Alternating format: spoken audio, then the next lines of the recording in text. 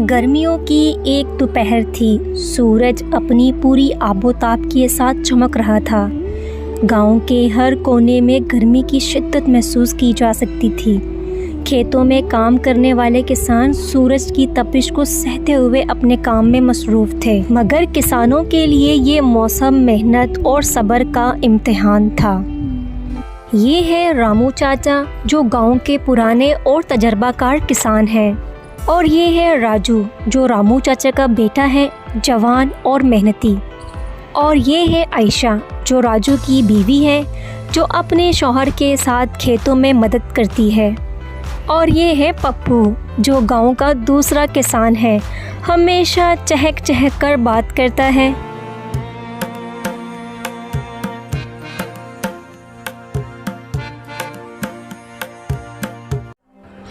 अब्बा, आज कितनी गर्मी है।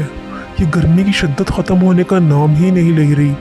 पता नहीं ये गर्मी हमारे साथ क्या करेगी। हाँ राजू बेटा, अगर हम किसानों को अच्छी फसल चाहिए तो हमें ये सब कुछ सहना पड़ता है। राजू बेटा, ये ज़मीन हमारी माँ की तरह है। जितना पसीना हम इसमें बहाएंगे उतना ही हमें फसल का फल मिलेगा। अब्बा, ये गर्मी कभी कभी तो हिम्मत तोड़ देती है, मगर फिर सोचता हूँ कि अगर हम ना करेंगे तो हमारे बच्चे कहाँ से खाएंगे। अरे बेटा, यही तो ज़िंदगी का उसूल है, जो मेहनत करेगा वो ही काटेगा।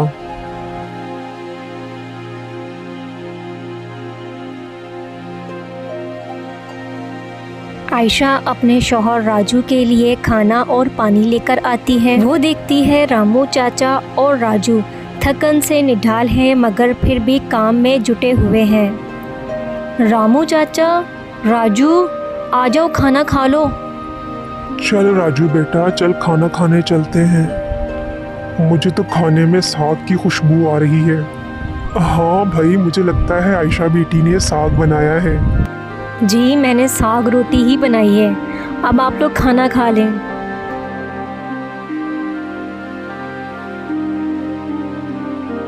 वाह भाई, मज़ा आ गया। आयशा, तुम्हारी रोटी में वो ताकत है जो हमें दिन भर की मेहनत के बाद भी खड़ा रखती है। अच्छा। सचमुच बेटी, तुम्हारी रोटी जादू करती है। जब तक हम इसे ना खाएं, हल चलाने में मज़ा नहीं आता। अच्छा राजू, रामू चाचा, अब मैं चलती हूँ।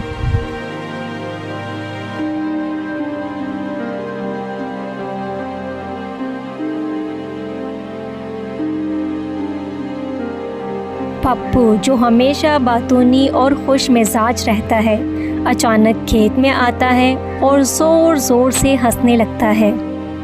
हा हा हा हा हा। ओए रामू चाचा, राजू, तुम लोग आज भी खेतों में जुटे हुए हो।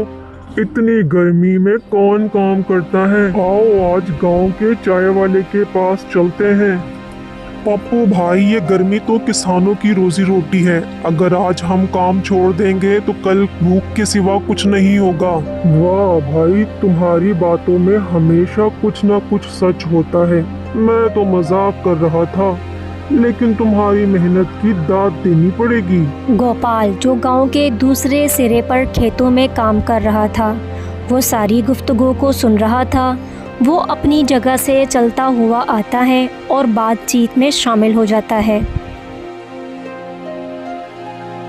यारो, ये ज़मीन हमारा सब कुछ है।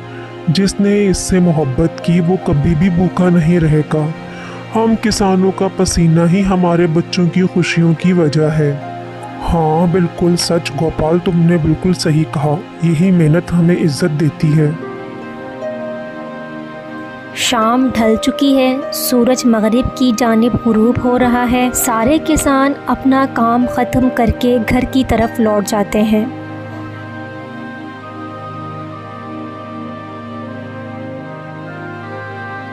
आयशा, आज का दिन बहुत सख्त था, लेकिन अल्लाह का शुक्र है काम ख़त्म हुआ।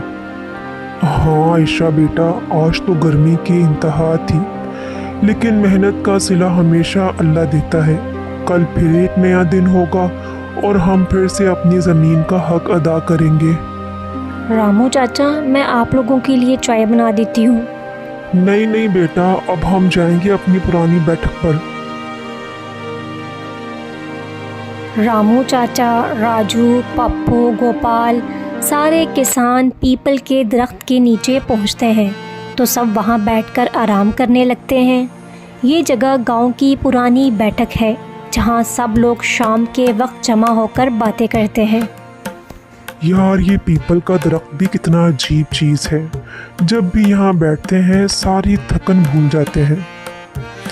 हाँ, ये साया तो कुदरत का तोहफा है। दिन भर की मेहनत के बाद यहाँ बैठकर सुकून मिलता है। हाँ चाचा, बिल्कुल यही हमारे गांव की खूबसूरती है। शहर वाले ऐसी आरामदायक शाम के ख्वाब देखते होंगे। हाँ गोपाल, शहर में तो लोग इस साए और सुकून को तरसते होंगे। वहाँ तो बस गाड़ियों की आवाज़ें और धुआं ही है। आयशा पड़ोसन के घर से आ रही होती है। रामू चाचा आयशा से कहते हैं, आयशा बेटी, चाय तो बनाकर भिजवा दो। जी जी रामू चाचा, आप लोग यहाँ बैठे बातें करें और मैं घर जाके आप सबके लिए चाय तैयार करती हूँ। चाय के बगैर ये महफिल वैसे भी अधूरी रह जाएगी। सब लोग आयशा की चाय बनने का इंतज़ार करते हैं और दरख्त के नीचे बैठे खुशगपियाँ करते हैं। बातों बातों में दिन भर की थकन जैसे गायब हो जाती है। कुछ देर बाद आयशा चाय लेकर आती है। सब लोग चाय का लुत्फ़ उठाते हैं। यही तो हमारी असल ज़िंदगी है, मेहनत, ज़मीन और अपनों का साथ। गांव के लोग अपनी रोज़मर्रा की ज़िंदगी की सख्तियों और मेहनतों के बावजूद शाम के वक्त एक दूसरे के साथ बैठकर हंसते बोलते हैं। ये उनके दिन भर की मेहनत का सिला होता है। शाम का वक्त अपनों के साथ गुजार कर वो नई तवानाई हासिल करते हैं और अगले दिन के लिए तैयार हो जाते हैं।